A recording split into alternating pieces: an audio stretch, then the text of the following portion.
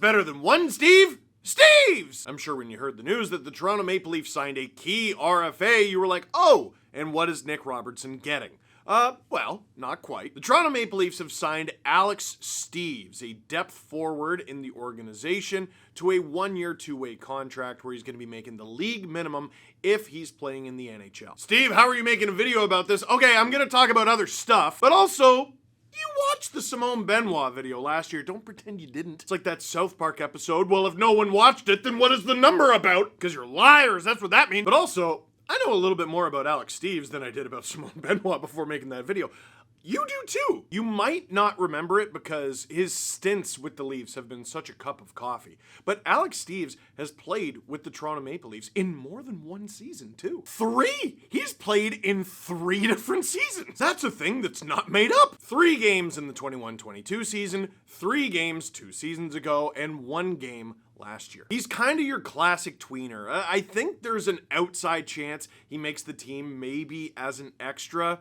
Probably not. There are some rebuilding NHL teams I legitimately think he could help and make the roster. As an undrafted free agent signing out of Notre Dame, he's done nothing but light up the American Hockey League. Rookie season in the AHL, 58 games played, 23 goals, 23 assists for 46 points. That's really good. Next season in 65 games, 19 goals, 32 assists for 51 points. Not as many goals, but more points. Last year, 65 games, 27 goals, career high, 30 assists, 57 points, career high. Here's what Jacob Stoller said, who covers the American Hockey League, like this guy. The Toronto Maple Leafs re-signed Alex Steeves to a one-year, two-way contract. I already told you that. Steeves is coming off an impressive 2023-24 campaign with the Toronto Marlies, registering 57 points in 65 games. I told you that. And earning an invite to the AHL All-Star Game. I didn't tell you that. So in terms of American Hockey League players, this guy is good. He's really good. Can play some wing, can play some center. Is he an NHL center? NHL winger? Maybe. Like, is Pontus Holmberg a full-time NHL third-line center? Third-line winger? Maybe. By my eye, when he has been called up, he hasn't looked out of place, but it's worth mentioning that he's been called up 3 times, and he was a minus in all 3 call-ups. -1, -2, and -1. That is -4 in 7 games. That's not the best, especially considering his career high is 10 minutes and 14 seconds, and he's only played over 10 minutes twice. Here's what it's about. Can you make the team? Are you better than someone who's currently on it? Like, he's a left-handed shot, he's a scoring forward. Let's look at the left wing. That's where the most need is, right? Is he better than Matthew Nyes? No. Is he better than Bobby McMahon? No. Is he better than, is Connor Dewar gonna line up there? Probably not.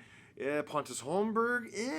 Probably not. And then remember that Nick Robertson still needs a contract. No. All right, he's an offensively gifted guy in the American Hockey League. We're not so sure about his defense. We already have that. And this is a guy who's already proven that he can score at the NHL level. That being said, I like him at the cost. I mean, he's league minimum. Worth mentioning that I don't think there's a world that exists where if Nick Robertson signs with the Leafs, Alex Steeves also does. Or rather, if Nick Robertson signs with the Leafs, Steeves makes the Leafs. He might be the first or second call-up. He's gonna play games this year. I'm pretty convinced of that. He's still only 24, but 24 is a weird age for a prospect. He's gonna have to clear waivers. Is he gonna get much better than he already is? Usually that's not the case, but Bobby McMahon it was. I don't know. You might look at this video and you might look at this player and go, who cares? Well, if you're a Toronto Maple Leafs fan, he's probably going to play games for the Toronto Maple Leafs this year, so you. Also, no one made you click on it. You can be flipping through the channels and accidentally watch something. You can't accidentally watch my channel. Admit it, you love it! Here's something that's kind of interesting, though. According to Puckpedia, the Toronto Maple Leafs have $1,275,333 of cap space remaining. Let's just say 1.275. The rumored contract for defenseman Jani Hakanpää was $1.5 million this year and next. I'm sure you've caught on by now.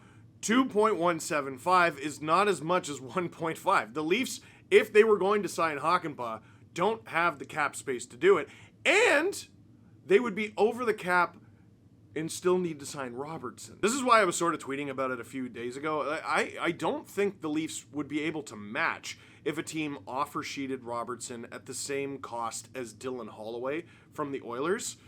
Now, is Robertson a better player than Dylan Holloway? No. Does he have as high of a ceiling as Dylan Holloway? No. He scored more in the NHL than Dylan Holloway. Does he have more goals in the Stanley Cup Final than Dylan Holloway? No. Well, I don't know if that one's his fault. I guess what I'm saying is, until there's a resolution to that Hakanpää thing, I have no idea what the Leafs are doing. Like, okay, they got a shade under 1.3 million in cap space. If Robertson got a cap hit that was somewhere around there, would you be shocked? No. I don't know what's going on. I don't know. I will say this. I sound very hoarse right now. And the reason for that is two things. One, I'm sick. It's cool. I'm sick.